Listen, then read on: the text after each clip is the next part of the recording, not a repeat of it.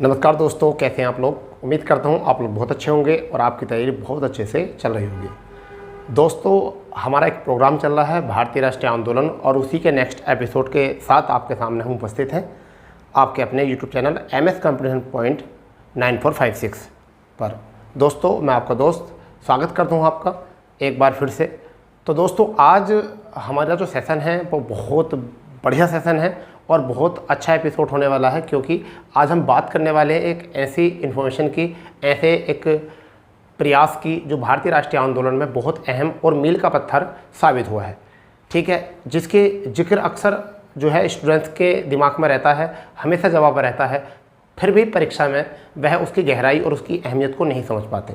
तो आज हम आपके सामने उस पर प्रकाश डालेंगे पूरी तरीके से। तो शुरू करते हैं क्या है, परंतु शुरू करने से पहले जो चैनल के साथ नए जुड़े हैं वो चैनल को सब्सक्राइब करें और बेल आइकन दबा दें, जिससे कि हमारी प्रत्येक नोटिफिकेशन जो है आपको सबसे पहले और सबसे तेज़ आपको मिले। तो दोस्तों, आज हम बात कर रहे हैं होम रूल लीग आंदोलन 1916 की। यानी कि हमने इससे पहले जो घटना पढ़ी थी वह घटना पढ़ी थी आपकी कामागाटा मारू घटना। ठीक है, उससे पहले आपकी गदर पार्टी। तो हमने मतलब लास्ट एपिसोड में बताया था गदर पार्टी का नाम गदर क्यों पड़ा, क्यों गदर नाम पड़ा था और क्यों लोग गद्दार कहते थे अंग्रेज हमको, इसके ऊपर प्रकाश डाला। फिर गदर पार्टी में ही से जुड़ा हुआ कहीं ना कहीं घटना थी कामागाटा मारू घटना। तो जिन लोगों ने अभी वो एपिसोड नहीं देखा है वो प्ले लिस्ट में जाइए और वहाँ से एपिसोड ये देख सकते हैं। उसके बाद अगर आप इस चीज़ को समझोगे तो बहुत अच्छे से समझ में आएगा। तो दोस्तों, ये समय चल रहा था भारत को स्वतंत्र कराने के लिए होने वाले राष्ट्रीय आंदोलनों के प्रयास को लेकर, और उन्हीं प्रयासों में जो भारत के अंदर के साथ साथ भारत के बाहर भी बहुत सारे प्रयास चल रहे थे सभी देशों में।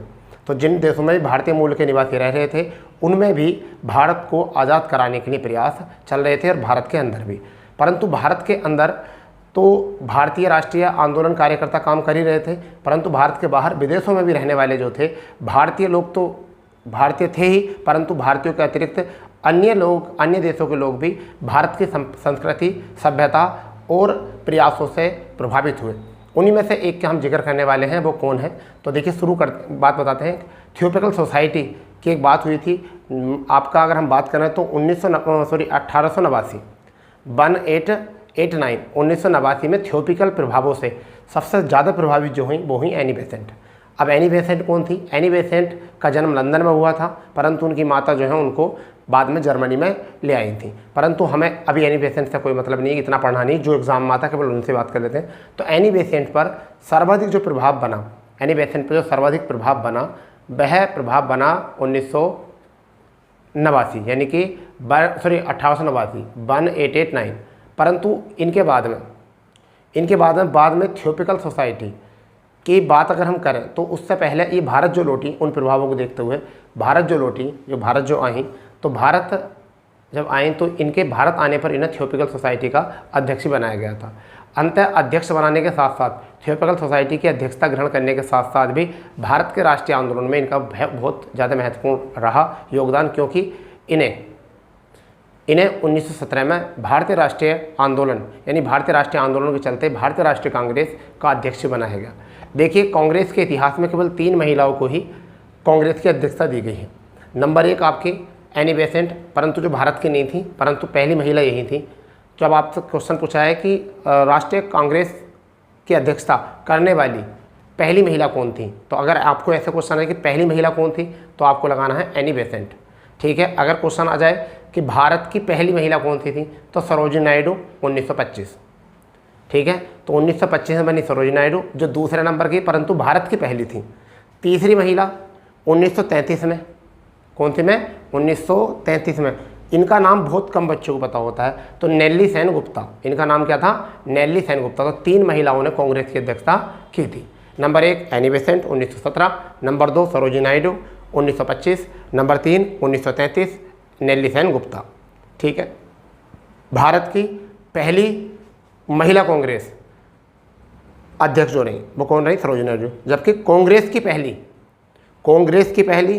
वो कौन सी रही? Annie Besant. तो ये भी एग्जाम में क्वेश्चन ज़्यादातर आते हैं। चलिए ये बात हमने बता दी है, थोड़ा और आगे बात करते हैं। अब बात करते हैं होम रूल लीग आंदोलन की। होम रूल लीग यानी कि होम माने होता है अपने घर पर, रूल मतलब नियम, और लीग यानी कि एक संस्था बनानी, और उसके क्या है आंदोलन, यानी कि अपने घर पर रूल यानी कि नियमों की एक लीग तैयार करनी है और उसी को प्रभावित करने के लिए आगे बहुत सारे प्रभाव मिलेंगे कि होम रूल लीग आंदोलन के क्या क्या देश पर प्रभाव पड़े, क्या आंदोलन प्रभाव पड़े।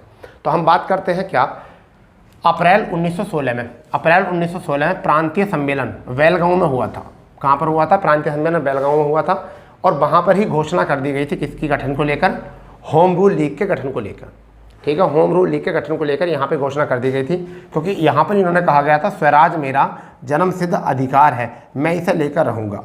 ठीक है, तो ये नारा जो दिया था बाल गंगाधर तिलक ने इसी सम्मेलन के दौरान दिया था, तो लोगों को लगने लगा था कि कुछ ना कुछ तो जज्बा है। परंतु क्या हुआ कि एनी बेसेंट 1907 से काफ़ी प्रभाव छोड़ रही थी, 1907 से काफ़ी प्रभाव देश में छोड़ रही थी, क्योंकि 1889 में ही इनको हिंदू धर्म की संस्कृति समझ में आ गई थी, क्योंकि थियोपिकल के विचारों से प्रभावित हुई थी। और 1893 में ये भारत आ गई थी। 1893 में क्या हो गई थी? भारत आ गई थी। 1907 में इन्हें थियोपिकल का अध्यक्ष बना दिया गया था। 1907 में थियोपिकल का अध्यक्ष बना दिया, परंतु उसी के चलते क्या था कि इन्हें संस्थापक ये अच्छे काम कर रही थी, तो बाल गंगाधर तिलक से मिलकर एनी बेसेंट, इन दोनों ने मिलकर जो है वो किसकी स्थापना की? इन दोनों के प्रयास से किससे? होम रूल लीग की। किसकी स्थापना की? होम रूल लीग की स्थापना की। और किस तर्ज पर की? तर्ज क्या थी? किस देश के अनुसार? आयरलैंड के। इन्होंने जो माध्यम माना वो आयरलैंड को माना। जिस तरीके से आयरलैंड में एक होम रूल लीग आंदोलन के आधार पर ही आंदोलन चला और आयरलैंड ने अपने आप को स्वतंत्र करा लिया। ठीक है, इसी तरीके से इनको भी लग रहा था कि आयरलैंड की तर्ज पे हम भी एक अपना यहाँ आंदोलन चलाएं, जिससे कि भारत में भी यहाँ स्वतंत्रता आंदोलनों में इसका बहुत ज़्यादा योगदान देखने को मिले। ठीक है, तो अगर बात करते हैं तिलक ने कहाँ शुरू किया था? ये पूना में किया था, और इनका कार्य क्षेत्र क्या था? कर्नाटक और मध्य प्रांत था। पूना में शुरू किया गया था और कर्नाटक और मध्य प्रांत इनका क्षेत्र था। जबकि एनी बेसेंट का अडियार यानी कि मद्रास में इन्होंने ये काम यानी कि ये आंदोलन शुरू किया था। कहाँ पर? कर्नाटक मध्य प्रांत तिलक ने, बाल गंगाधर तिलक ने। जबकि एनी बेसेंट ने कहाँ पर? अडियार कहाँ है? मद्रास में। ठीक है, तो ये भी आपको याद रखना है, एग्जाम में कई बार क्वेश्चन आएगा कि कहाँ की तर्ज पर शुरू किया? आयरलैंड की। तो अब यहाँ से की पॉइंट निकाल लेते हैं। होम रूल लीग की स्थापना कब की गई? तो 1916 में, पहला क्वेश्चन। ठीक है, दूसरा क्वेश्चन, किस अधिवेशन में कांग्रेस के किस प्रांतीय अधिवेशन में इसकी घोषणा की गई थी? तो बेलगांव के प्रांतीय अधिवेशन में। कांग्रेस का अधिवेशन नहीं था, प्रांतीय अधिवेशन था। ठीक है, वार्षिक अधिवेशन नहीं था, ये प्रांतीय अधिवेशन था। ठीक है, घोषणा किसने की? तो आपको बता देना, बाल गंगाधर तिलक और एनी बेसेंट। ठीक है, स्वराज मेरा जन्मसिद्ध अधिकार है, मैं इसे लेकर रहूँगा, यह नारा किसने दिया? कई बार आर्मी में ये क्वेश्चन आता है, तो किसने दिया? बाल गंगाधर तिलक ने बेटा। किस देश की तर्ज पर शुरू किया गया? तो आयरलैंड की तर्ज पर शुरू किया गया। ठीक है, तिलक ने कहाँ किन स्थानों पर यह शुरू किया था? तो मुंबई को छोड़कर लगभग सभी जगह, महाराष्ट्र की सारी जगह। तो पूना भी उसमें था, महाराष्ट्र की और भी ऐसी जगह थी जो मुंबई को छोड़कर। ठीक है, मुंबई को छोड़कर पूना हो गया, और आगे कर्नाटक राज्य हो गया, मध्य प्रांत हो गया, जिसे हम आज मध्य प्रदेश और उत्तर प्रदेश के नाम से देखते हैं। फिर एनी बेसेंट ने कहाँ शुरू किया था? दक्षिण भारत में एनी बेसेंट ने किया था। दक्षिण भारत में किसने किया था? Annie Besant. और उसमें सबसे पहले एक जगह था अडियार यानी कि मद्रास में। तो यहाँ से क्वेश्चन इतने बने हैं। अगर बात करते हैं कि ये दोनों ही ऐसे थे जिन लोगों ने होम रूल लीग को आगे बढ़ाया, तो नहीं, इनके साथ साथ सहयोगी और भी थे। तो मुख्य सहयोगी में कौन थे? जॉर्ज अरुडेल। कौन थे? जॉर्ज अरुडेल। और दूसरे थे सीपी रामास्वामी अय्यर। कौन थे दूसरे? सीपी रामास्वामी अय्यर।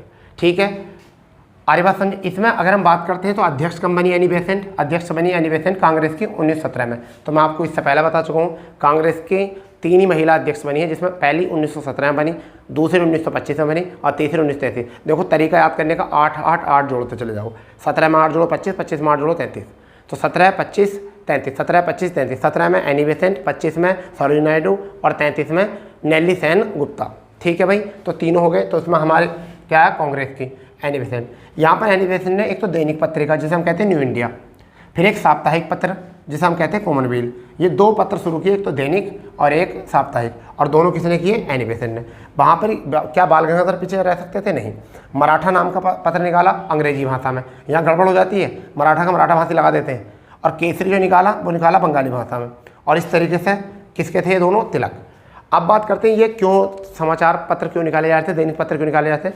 लोगों को जानकारी देने के लिए, लोगों को जागरूक करने के लिए, अपने आंदोलन में शामिल करने के लिए और देश के बारे में बताने के लिए, देश में जो घटना हो रही थी उनके बारे में बताने के लिए और किन किन रूलों की हमें ज़रूरत है लागू कराने की उनके बारे में। तो लोगों को परिचित कराने के लिए, प्रदर्शित कराने के लिए इसकी घोषणा की जा रही थी। ठीक है, मैं थोड़ा स्पीड से इसलिए बता रहा हूँ आपको कि जब आप एक दो बार इनको स्पीड से देख लोगे तो आधा आधा घंटा खर्च नहीं करोगे, 10-10 मिनट खर्च करोगे इन एपिसोडों के लिए, क्योंकि आधा आधा घंटे का एपिसोड बनाकर आप बोर हो जाओगे। तो आपको पढ़ तो आपने लगा रखा है, केवल रिवीजन ही तो करना आप लोगों को। ठीक है भाई, तो अगर हम बात करते हैं तो इनके प्रयासों से बाद में क्या हुआ, अगस्त 1917 में माउंटेग ने घोषणा कर दी कि भाई उत्तरदायी सरकार का गठन किया जाएगा।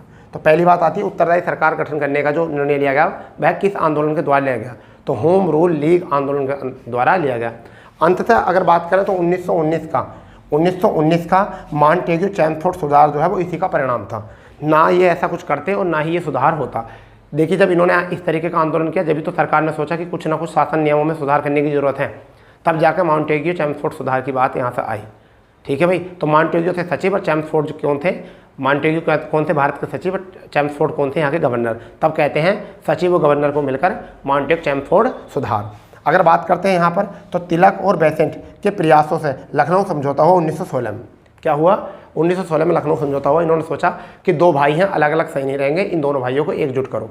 वो दो भाई कौन थे, वो कांग्रेस के गरम दल और नरम दल थे। तो लखनऊ समझौता, जिसे लखनऊ पैक्ट के नाम से भी जानते हैं, वो किस नाम से जाना जाता है, वो जाना जाता है नरम दल और गरम दल, जो 1907 में अलग हुए थे आपसी विवाद के चलते।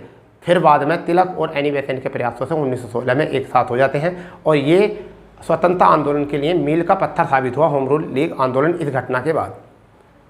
ठीक है दोस्तों, तो ये बात आपको बहुत अच्छे से समझ में आ रही होगी। और बाद में तो आपको समझना है क्या कि नरम दल और गरम दल नाम से एक समझौता कराया, तो वे भी इसी का प्रभाव था। तो आपने देखा होम रूल लीग आंदोलन क्यों हुआ। ठीक है, इसमें क्यों कौन कौन योगदान थे, कहाँ कहाँ पर किया गया। ठीक है, और इसमें इससे देश के ऊपर, देश की स्वतंत्रता के ऊपर, देश के आंदोलन के ऊपर क्या प्रभाव पड़ा। तो देखिए, माउंटेग्यू चैमफोर्ड सुधार इसी का परिणाम था, नरम दल गरम दल का एक होना इसी का प्रभाव था। ठीक है, और लोगों को जागरूक करने का भी इन्हीं का प्रभाव था। तो इस तरीके से हमने जो समझा वो किसको समझा है, होम रूल लीग आंदोलन। ये सभी परीक्षाओं के लिए बहुत इंपॉर्टेंट है। छोटी सी क्लिप है, आपकी 10-12 मिनट की है और इसमें आप बहुत कुछ नॉलेज जो है गेन कर सकते हो। ठीक है, तो ऐसी ही जानकारी प्राप्त करने के लिए हमारे चैनल से जुड़े रहिए और जो चैनल पर नए हैं वो चैनल को सब्सक्राइब करेंगे। ठीक है, तो मिलते हैं नए एपिसोड के साथ अपने इसी प्लेटफॉर्म पर। जय हिंद, जय भारत।